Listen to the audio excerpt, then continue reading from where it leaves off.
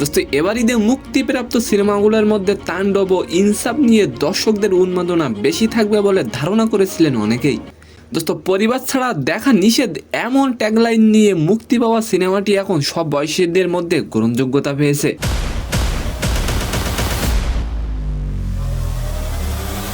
মুক্তির 29 দিনের মাথায় দারুণ একটি রেকর্ড গড়ল সিনেমাটি।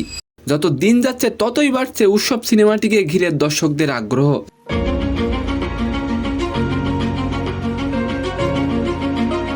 দোস্ত মুক্তির 29 দিনের মাথায় মাল্টিপ্লেক্সগুলোতে উৎসব সিনেমার টিকিট বিক্রি ছাড়িয়েছে 5 কোটি টাকা।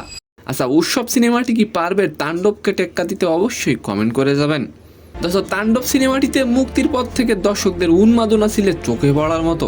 এমনকি মাঝরাতেও সাকিবের তাণ্ডবের প্রদর্শনী করা হয়। দোস্ত তবে কিছুদিন যেতে না যেতেই মুখ থুবড়ে পড়ে যায় সিনেমাটি। পরিচালক মুক্তির প্রথম সপ্তাহেই তাণ্ডব 5 কোটি টাকা ইনকাম করেছিল।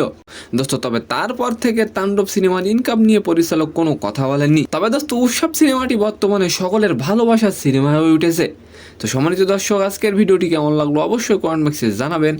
আর ভিডিওটি যদি ভালো লাগে অবশ্যই একটি লাইক দিয়ে আমাদের চ্যানেলটিকে সাবস্ক্রাইব করে দিবেন। ধন্যবাদ।